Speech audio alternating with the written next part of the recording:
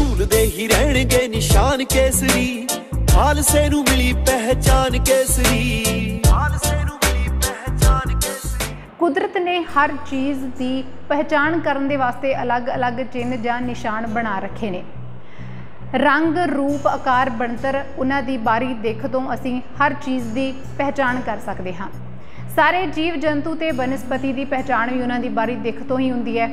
मनुख दे वल्लों उसारे गए सारे धार्मिक अस्थानां दी उन्हां दे बारे अंदाज़ा भी उन्हां दी बारी दिख तो उन्हां दी बनतर तो ही लगा लिया जाता है कि ये चर्च है, गुरुद्वारा है, मंदिर है जां फिर मस्जिद है।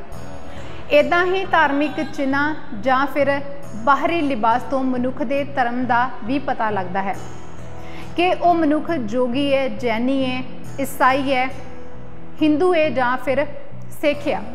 हिंदुआं दी पछाण तिलक ते जनेऊ तो हुंदी है। ईसाई लोग गल दे विच क्रॉस लटका के रखते ने ते इदां ही सिख दी पहचान उहदे केस ते उहदी दस्तार है।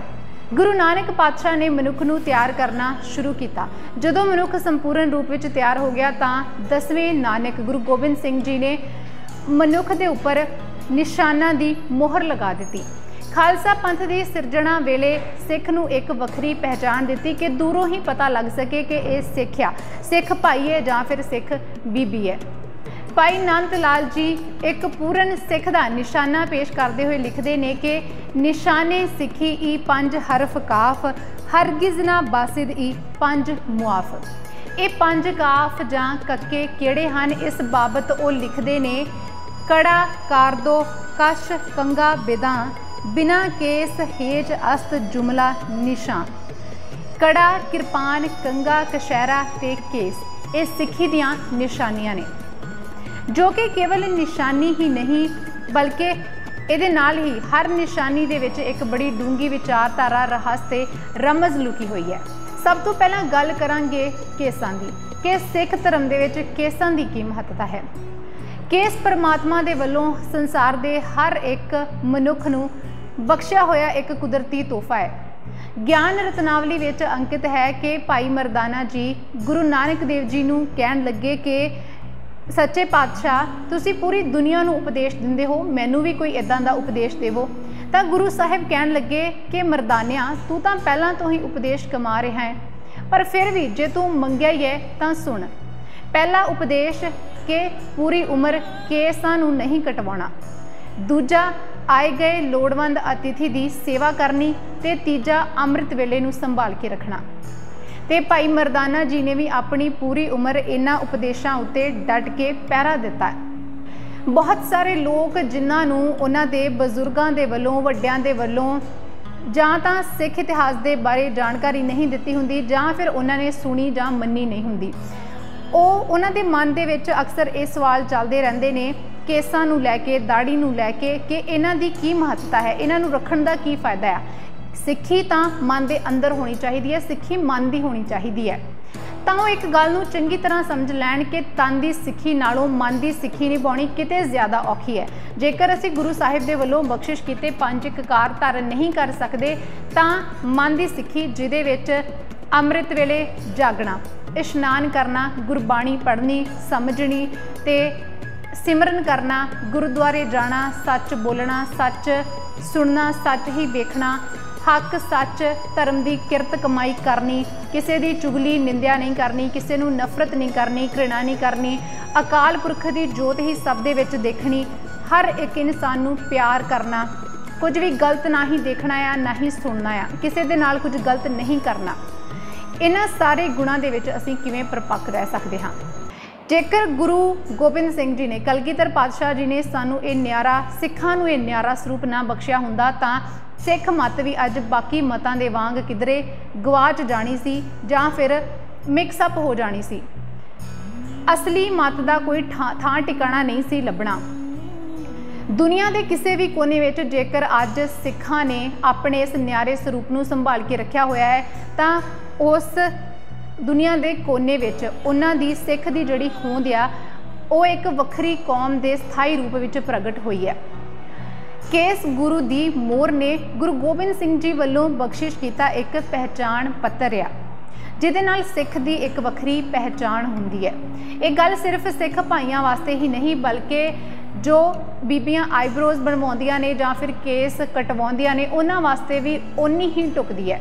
जेकर असी गुरु साहिब दे वल्लों बख्शियां इन्हां जिहड़ी पहचान बख्शी हुई है सानू जो ਸਰੂਪ ਬਖਸ਼ਿਆ है ਉਹਦਾ ਤਿਰਸਕਾਰ ਕਰਦੇ ਹਾਂ ਤਾਂ ਸਾਨੂੰ ਇਹ ਗੱਲ ਸਮਝ ਲੈਣੀ ਚਾਹੀਦੀ ਹੈ ਕਿ ਅਸੀਂ ਸਿਰਫ ਕੇਸਾਂ ਦੀ ਬੇਅਦਬੀ ਨਹੀਂ ਕਰ ਰਹੇ, ਅਸੀਂ ਗੁਰੂ ਸਾਹਿਬ ਦਾ ਤਿਰਸਕਾਰ ਵੀ ਕਰ ਰਹੇ ਹਾਂ। ਜਿੱਦਾਂ ਕਿਸੇ ਫੌਜੀ ਜਾਂ ਫਿਰ ਪੁਲਿਸ ਅਫਸਰ ਦਾ ਸਤਿਕਾਰ ਉਹਦੀ ਵਰਦੀ ਉਹਦੇ ਜਿਹੜੇ ਸਟਾਰ ਲੱਗੇ ਹੁੰਦੇ ਨੇ ਉਹਨਾਂ ਤੋਂ ਹੁੰਦਾ ਆ, ਇਸੇ ਤਰ੍ਹਾਂ ਸਿੱਖ ਦਾ ਸਤਿਕਾਰ ਉਹਦੇ ਕੇਸਾਂ ਕਰਕੇ ਉਹਦੇ ਨਿਆਰੇ ਸਰੂਪ ਕਰਕੇ ਹੁੰਦਾ ਆ। ਭਗਤ ਕਬੀਰ ਜੀ ਵੀ ਗੁਰਬਾਣੀ ਦੇ ਵਿੱਚ ਫਰਮਾਉਂਦੇ ਨੇ, ਮਨੁੱਖ ਨੂੰ ਸਮਝਾਉਂਦੇ ਨੇ ਕਿ ਇਹ ਮਨੁੱਖ ਤੂੰ ਮਨ ਨੂੰ ਨਹੀਂ ਮੁੰਨਿਆ, ਮਨ ਨੂੰ ਵਿਕਾਰਾਂ ਤੋਂ ਦੂਰ ਨਹੀਂ ਕੀਤਾ ਤਾਂ ਤੂੰ ਇਹ ਕੇਸ ਕਿਉਂ ਮੁਨਾਏ ਨੇ, ਇਹਨਾਂ ਨੂੰ ਕਿਉਂ ਕੱਟਿਆ ਆ। ਇਹ ਜੋ ਵੀ ਕੰਮ ਤੂੰ ਮਨ ਦੇ ਮਗਰ ਲੱਗ ਕੇ ਕੀਤਾ ਆ ਇਹ ਫਜ਼ੂਲ ਦਾ ਕੰਮ ਹੈ। ਬਾਬਾ ਕਬੀਰ ਜੀ ਫਰਮਾਉਂਦੇ ਨੇ, ਕਬੀਰ ਮਨ ਮੁੰਡਿਆ ਨਹੀਂ ਕੇਸ ਮੁੰਡਾਏ ਕਾਏ, ਜੋ ਕਿਛ ਕੀਆ ਸੋ ਮਨ ਕੀਆ ਮੁੰਡਾ ਮੁੰਡ ਅਜਾਏ। ਕੇਸਾਂ ਵਿੱਚ ਸਾਂਭਿਆ ਹੋਇਆ ਕੰਗਾ ਹਰ ਵੇਲੇ ਇਸ ਗੱਲ ਦੀ ਚੇਤਾਵਨੀ ਦਿੰਦਾ ਹੈ ਕਿ ਸਿੱਖ ਕਦੇ ਵੀ ਢਿੱਲੜ ਨਹੀਂ ਹੋ ਸਕਦਾ। ਸਿੱਖ ਨੇ ਦਿਨ ਵਿੱਚ 2 ਵੇਲੇ ਸਵੇਰੇ ਤੇ ਸ਼ਾਮ ਕੇਸਾਂ ਵਿੱਚ ਕੰਗਾ ਜ਼ਰੂਰ ਕਰਨਾ ਹੈ, ਇਹ ਹਦਾਇਤ ਉਹਨੂੰ ਮਿਲੀ ਹੋਈ ਹੈ। ਭਾਈ ਨੰਦ ਲਾਲ ਜੀ ਕੰਗੇ ਬਾਬਤ ਫਰਮਾਉਂਦੇ ਨੇ, ਕੰਗਾ ਦੋਨੋਂ ਵਕਤ ਕਰ ਪਾਗ ਚੁਨਹੇ ਕਰ ਬਾਂਧਈ। ਕੰਗੇ ਦੇ ਮਨੋਰਥ ਪਿੱਛੇ ਗੁਰੂ ਗੋਬਿੰਦ ਸਿੰਘ ਜੀ ਦੀ ਬਹੁਤ ਦੂਰ ਅੰਦੇਸ਼ੀ ਸੀ ਕਿ ਸਿੱਖ ਕੇਸ ਰੱਖ ਕੇ ਕਿਤੇ ਜਟਾਧਾਰੀ ਨਾ ਹੋ ਜਾਵੇ। ਕੰਗਾ ਸਿੱਖ ਨੂੰ ਇਸ ਗੱਲ ਦੀ ਵੀ ਚੇਤਾਵਨੀ ਦਿੰਦਾ ਹੈ ਕਿ ਸਿੱਖ ਨੇ ਕੰਗੇ ਦੀ ਵਰਤੋਂ ਦੇ ਨਾਲ ਕੇਸਾਂ ਨੂੰ ਸਾਫ਼ ਸੁਥਰਾ ਰੱਖਣਾ ਹੈ, ਉਹਨਾਂ ਨੂੰ ਸਿਹਤਮੰਦ ਰੱਖਣਾ ਹੈ। ਇੱਥੇ ਫਿਰ ਤੋਂ ਕੇਸਾਂ ਦੀ ਮਹੱਤਤਾ ਦੇ ਬਾਰੇ ਪਤਾ ਲੱਗਦਾ ਆ। ਗੁੱਟ ਵਿੱਚ ਪਾਇਆ ਹੋਇਆ ਕੜਾ ਇਸ ਗੱਲ ਦੀ ਯਾਦ ਦਿਵਾਉਂਦਾ ਹੈ ਕਿ ਅਜਿਹਾ ਹੀ ਕੜਾ ਗੁਰੂ ਗੋਬਿੰਦ ਸਿੰਘ ਜੀ ਦੀ ਵੀਣੀ ਦੁਆਲੇ ਵੀ ਸ਼ੋਭਦਾ ਸੀ, ਜੋ ਕਿ ਦੀਨ ਦੁਨੀਆ ਦੀ ਰੱਖਿਆ ਦੇ ਖਾਤਰ ਉੱਠਦੀ ਸੀ, ਦੁਸ਼ਟਾਂ ਨੂੰ ਜੜੋਂ ਉਖਾੜਨ ਦਾ ਬਲ ਰੱਖਦੀ ਸੀ। ਪਰ ਨਾਲ ਹੀ ਸਿੱਖ ਨੂੰ ਸਰਬ ਲੋਹ ਦਾ ਕੜਾ ਪਾਉਣ ਦਾ ਹੁਕਮ ਹੈ।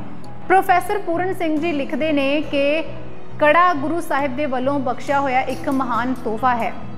ਇਹ ਗੁਰ ਇਤਿਹਾਸ ਦੇ ਉਸ ਕਾਂਡ ਦੀ ਯਾਦ ਦਿਵਾਉਂਦਾ ਹੈ ਜਦੋਂ ਗੁਰੂ ਦੇ ਸਿੱਖ ਆਪਣੇ ਅਸੂਲਾਂ ਦੇ ਵਿੱਚ ਪਰਪੱਕ ਹੋ ਕੇ ਵਹਿਮਾਂ ਭਰਮਾਂ ਤੇ ਸ਼ੰਕਿਆਂ ਤੋਂ ਉੱਪਰ ਉੱਠ ਚੁੱਕੇ ਸਨ।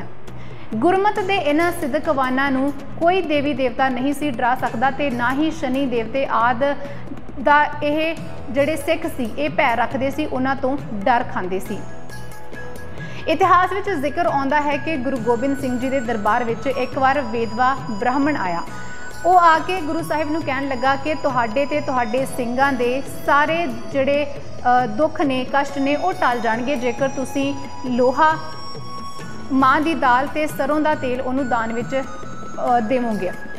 ਗੁਰੂ ਗੋਬਿੰਦ ਸਿੰਘ ਜੀ ਦੇ ਹੁਕਮ ਦੇ ਨਾਲ ਇਹ ਸਾਰੀਆਂ ਚੀਜ਼ਾਂ ਉਸ ਵੇਦਵਾ ਬ੍ਰਾਹਮਣ ਨੂੰ ਦਾਨ ਵਿੱਚ ਦਿੱਤੀਆਂ ਗਈਆਂ। ਇਸ ਸਭ ਤੋਂ ਸਿੱਖ ਬਹੁਤ ਹੈਰਾਨ ਹੋਏ, ਪਰ ਆਪਣੇ ਅਸੂਲਾਂ ਦੇ ਵਿੱਚ ਪੱਕੇ ਸਿੱਖਾਂ ਨੇ ਇਹ ਦਾਨ ਵਿੱਚ ਤਾਂ ਦੇ ਦਿੱਤਾ, ਪਰ ਬਾਅਦ ਵਿੱਚ ਉਸ ਵੇਦਵਾ ਬ੍ਰਾਹਮਣ ਦੇ ਮਗਰ ਜਾ ਕੇ ਉਹਦੇ ਕੋਲੋਂ ਇਹ ਸਾਰਾ ਸਮਾਨ ਖੋ ਕੇ ਲੈ ਆਏ, ਕਿਉਂਕਿ ਉਹ ਅਜਿਹੇ ਵਹਿਮਾਂ ਦੇ ਵਿੱਚ ਯਕੀਨ ਨਹੀਂ ਸੀ ਕਰਦੇ।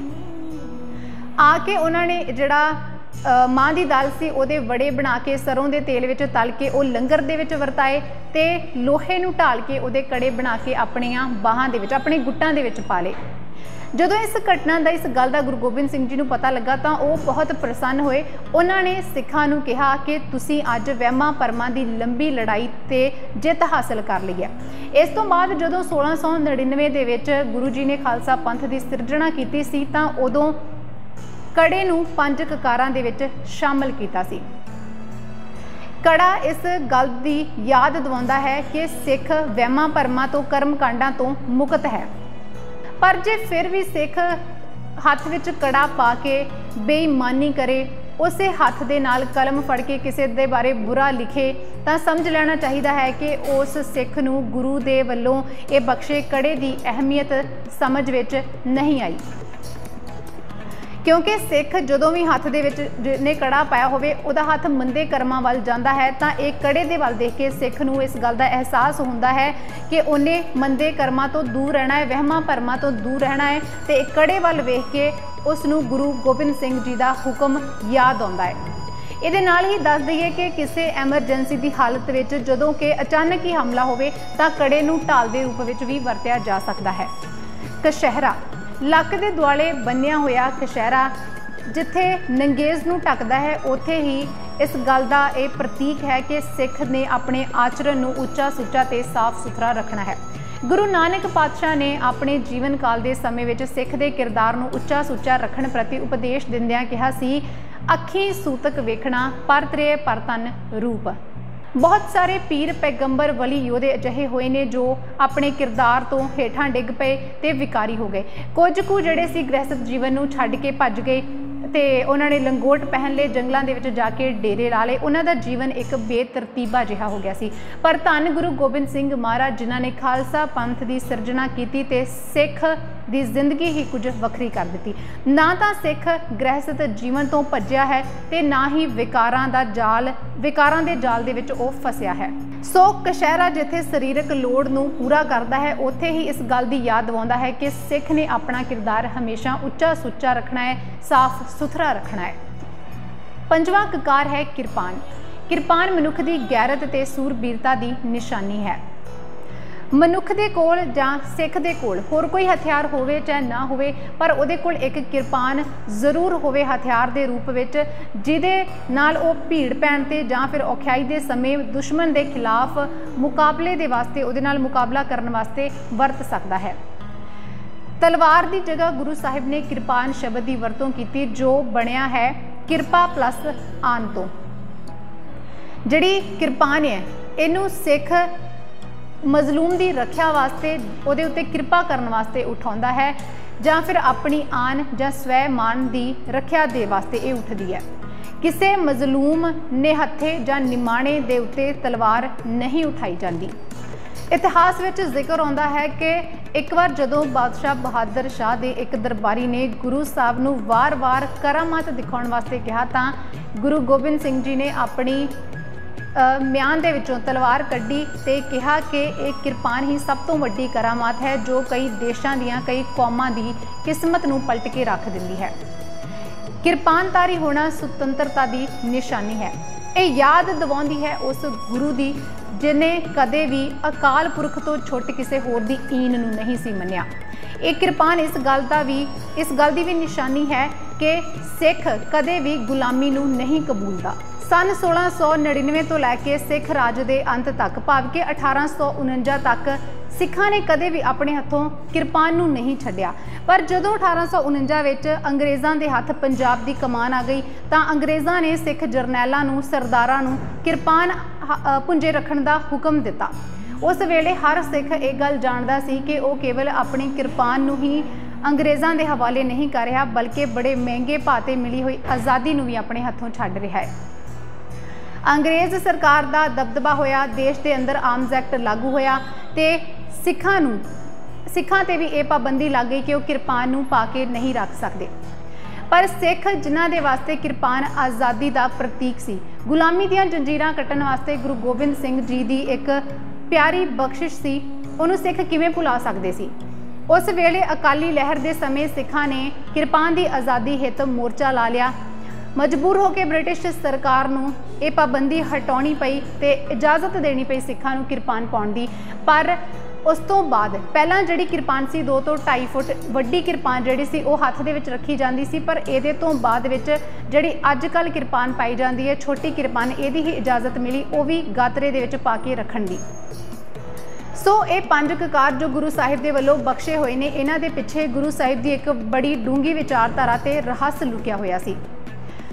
कोई भी सिख इन्हां 5 ककारां दा प्यार गुरु गोबिंद सिंह जी दे जिहदा कोई प्यारा जिहड़ा होवेगा उही हासिल कर सकदा है, जां फिर गुरु दी बख्शिश ते सदका ही इन्हां 5 ककारां दा जिहड़ा मान आ, इन्हां दा प्यार आ, वो प्राप्त कर सकदा है।